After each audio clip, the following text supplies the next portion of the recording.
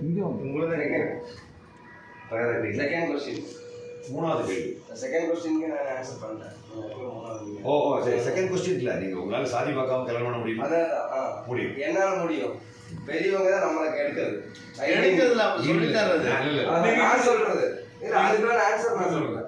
அதாவது நான் என்ன சொல்றேன், அங்கே பாருங்க, அடுத்த உங்களுக்கோ உங்கள் பிள்ளைகளுக்கோ உங்கள் பேர பிள்ளைகளுக்கோ திருமணம் வரும்பொழுது உங்கள் வீட்டில் யார் சாதி பார்த்தாலும் நீங்கள் சாதி பார்க்க மாட்டீர்கள் என்ற நிலைப்பாட்டுக்கு நகர்ந்து விட்டீர்களா? இப்போ மூணாவது கேள்வி கொடுங்க. அந்த மாதிரி ஒரு பிரிவை உருவாக்கணும். அந்த பிரிவுக்கு நீங்கள் நகர தயாராக இருக்கிறீர்களா? இல்லை சும்மா படலாம் பறையன் மொழியாரு ஜட்டியாரு போனாங்க இப்படின்னு சும்மா அந்த சாதிக்கு பேர் சொல்லி தான் அது போறீங்களா? இல்லை அந்த பிரிவுக்கு நகர தயாராக இருக்கிறீங்களா? ஓப்பனாக பட்டுன்னு உடச்சி பேசாலும் நாங்கள் தயாராக இருக்கிறேன் அப்படின்னா மூணாவது கேள்வி பதில் கொடுத்தான்னு அர்த்தம். நாலாவது இப்படி ஒரு டிஷர்ட்டை கொடுத்தோம்னா இந்த மாதிரி போட முடியுமா அப்படின்னு முடியுங்க. அவரை நம்ம குரூப்பில் சரி ஒரு குரூப் ஃபார்ம் பண்ணி வச்சுருக்கோம். இதில் என்னென்னா கொஞ்சம் பேருக்கு சங்கோஜமாக இருக்கும் இதெல்லாம் டிஷர்ட் போட்டு சுற்றுறதுக்கு. எனக்கு சங்கோஜம்னா என்ன, எனக்கு வெக்கம் எல்லாம் நான் தூக்கி தூர போட்டேன். ஏன்னா நான் வைக்கப்பட்டேன் இந்த நாடு பிச்சை எடுக்கும். நான் வைக்கப்பட்டேன் இந்த நாடு பிச்சை எடுக்கும். ஒரு நாள் என்னங்க ஆன்மீகமாக சண்டை போடுறாங்க, அரசியல் ரீதியாக சண்டை போடுறாங்க, பார்த்தாலும் ஒரே சண்டை. சரி, சாதியால் செத்தம் வியாதியால் செத்தவரை விட ஜாதியால் செத்தவங்க தான் அதிகமாக இருக்கிறாங்க இந்த நாட்டில். சரியா சார்? ஆனால் நீங்கள் அந்த டிஷர்ட் கொடுத்தா நான் தைரியமாக போடுவேன். சந்தோஷம். என்ன விஷயம், என்ன யாராவது கேட்டா நான் அடுத்த வார்த்தை என்ன தெரியுமா சொல்லுவேன்? நான் ஸ்கூல் படிக்கவும் என் புக்கில் ஜாதிகள் இல்லையடி பாப்பான்னா சொல்லி கொடுத்துருக்கேன். அதில் எழுதிக்கா அப்போ இதில் எழுதுல என்ன ட்ரெண்டிங்கு போடுவேன். படிக்க இஷ்டம் தான் இருங்க, ஜனநாயக நாடு. இப்படிப்பட்ட பிள்ளைகளை பார்க்கறது நான் வரப்பிரசாதமாக பார்க்குறேன். அவ்வளோதான் இறைவன் கொடுத்த என்ன பிலிப்பு, இப்படிப்பட்ட பிள்ளைகளை நான் பார்க்குறது வரப்பிரசாதமாக பார்க்குறேன். நீங்கள் என்ன மதம், என்ன குலம், என்ன கோத்திரம், எந்த ஊர், யார் வைத்த பிள்ளை எனக்கு பொருட்டே கிடையாது. நம்ம எல்லாம் ஒரே India is my country, all Indians are my brothers and சிஸ்டர்ஸ்ன்னு ஸ்கூலில் சொல்கிறாங்க. ஆனால் நாங்கள் எங்களுடைய இயக்கத்தில் சொன்னீமா ஆல் அனைத்து மனிதரும் என் சகோதரர்கள், அனைத்து மனிதரும் என் சகோதரர்கள்.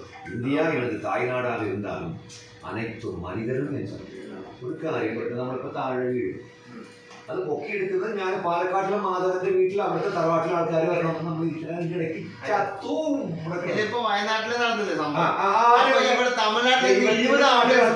ദൈവത്തിന്റെ നാട്ടിലെ ആൾക്കാരെ ദൈവം എവിടെ പോയെന്നാ ഇപ്പൊ അവിടെ ചോദിച്ചോണ്ടിരിക്കുന്നത് ദേശീയവാദികള്. അപ്പൊ ഞങ്ങൾ ആരാണെന്ന് അറിയാമോ? ഞങ്ങൾ ശ്രേഷ്ഠരാണേ. ഞങ്ങൾ ശ്രേഷ്ഠരാ. என்ன சிரேஷ்டர், என்ன சிரேஷ்டர் அவன் நான் யோசிச்சு பார்க்குறேங்க.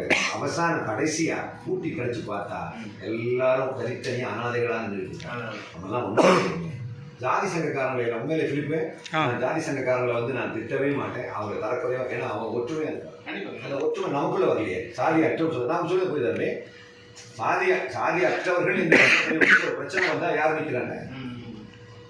இப்போ ஒரே ப்ராப்ளம் இருக்குது. இந்த ப்ராப்ளத்துக்காக வேண்டி சாதியற்ற ஒரு 10 பேர் சேர்ந்து அவர் அவினாசியில் தெற்கில் ஒரு ப்ராப்ளம் ஃபேஸ் பண்ணும்போது 10 பேர் வந்து இறங்குறாங்களா? இல்லையே. அவன் ஜாதிக்காக நிற்பாங்கல்ல, இங்கே யாரும் நிற்க மாட்டேங்கிறாங்களே. அதனால தான் சாதி ஒழியில நான் சொல்கிறேன். இப்போ ஒரு பையன் சொல்கிறான், சார் சாதி வேண்டாம் நம்ம சொல்கிறோம், எனக்கு ஏதோ ஒரு ப்ராப்ளம் வரும்போது எனக்கு சாதி சங்கம் வர்ற மாதிரி நீங்கள் வருவீங்களா சார் கேட்கலாம். நியாயமான கேள்வி இல்லையா? பெற்ற தாய் அப்படின்றவா நான் உன் அம்மா அப்பான்னு ஏன் கூப்பிடணும்?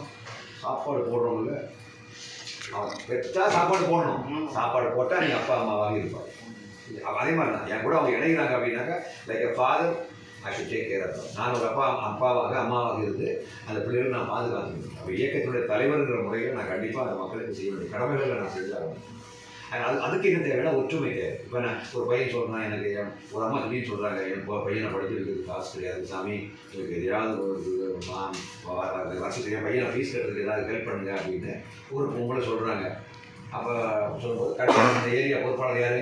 அந்த ஏரியாவுடைய பொறுப்பாளர் ராமசாமி ராமகிருஷ்ணன். ஓகே, இப்போ நம்ம அந்த ஏரியாவில் ஃபண்டு ரைஸ் பண்ண முடியுமா பதில் சொல்கிறோம். ஃபண்டு ரைஸ் பண்ணுறோம், அந்த பையனை படிக்க வைக்கிறோம். புரிஞ்சுட்டீங்களா? நமக்காக கிடையாது, அந்த பிள்ளையை படிக்க வைக்கிறதுக்காக. அது ஒற்றுமை தேவை. அதெல்லாம் ரைஸ் பண்ணதுக்கு அவன்கிட்ட ஒரு தம்பி நீ ஒரு 1000 ரூபா போடு, ஒரு 500 ரூபா போடு, 1000 போடு, இந்த வருஷத்துக்கு இந்த பையனுக்கு ஃபீஸ் கட்டி பயணம் வந்துச்சு. ஒரு ஆன்மீகவாதிகிட்ட காசை கொண்டு கொடுக்குறத விட இந்த மாதிரி பண்ணுறதுனால நான் நினைக்கிறேன் வசந்தே 10 நிமிஷம் ஆகிடும்.